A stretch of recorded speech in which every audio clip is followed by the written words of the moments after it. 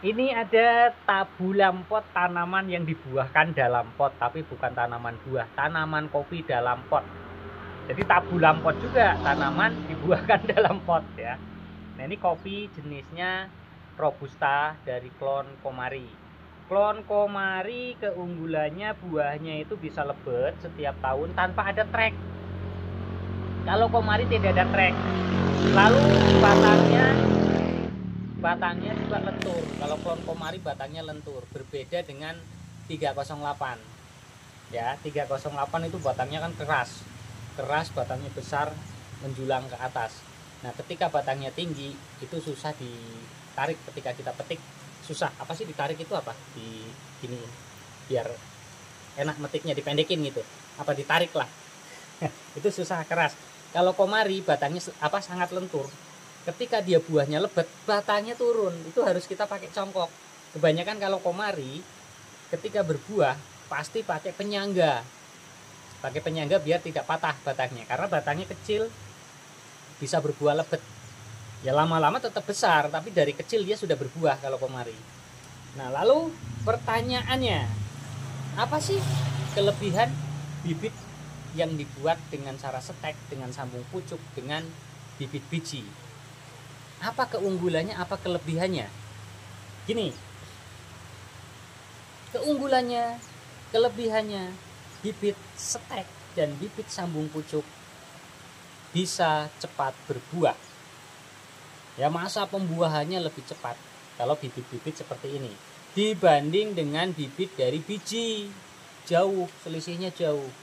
Ini sudah panen satu kali, yang dari biji baru mulai keluar bunga. Itu juga kalau pertumbuhan yang dari biji bagus. Nah, misalkan ini panen 2 kali, berarti yang dari biji baru panen 1 kali. Kalau usianya nanti misalkan di 3 tahun karena pertumbuhannya yang kurang bagus, kurang normal, berarti ini sudah panen 3 kali, buah dari biji baru mulai keluar bunga. Itu kelebihannya. Nah, keunggulan lain dari bibit seperti ini, kita ambil induknya atas ya, dari induk yang benar-benar jos, benar-benar bagus.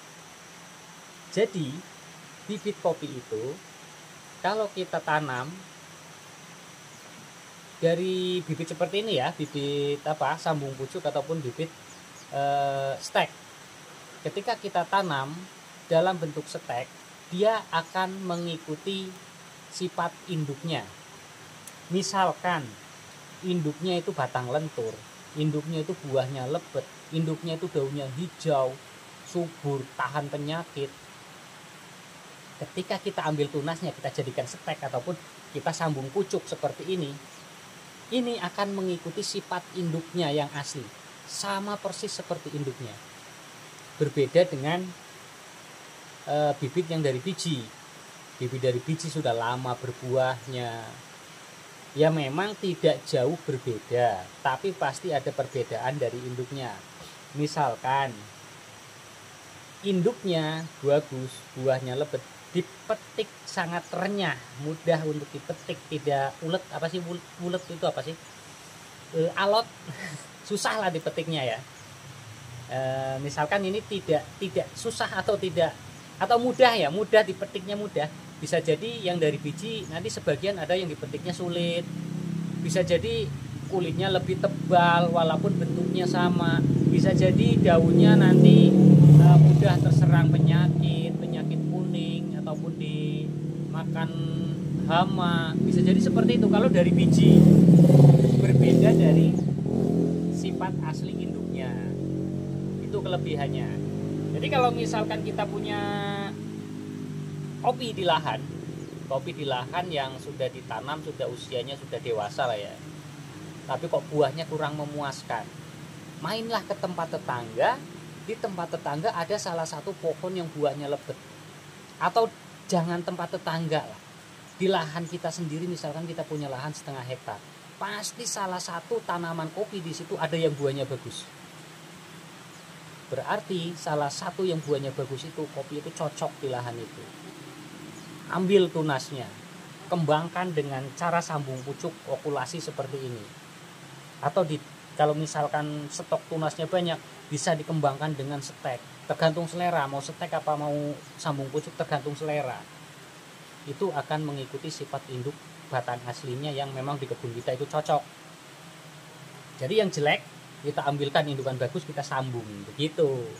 Jangan kita nyambungnya dari kecambah. Nyambung dari kecambah itu bisa jadi ya seperti bibit biji, bisa jadi nanti berubah sifat dari induknya, nggak sama dengan induknya ya, walaupun nanti bentuknya masih sama, buahnya bisa lebet juga, masih sama seperti misalkan komari, tanam dari biji, bentuknya masih sama, nggak jauh beda, cuma pasti ada kekurangannya.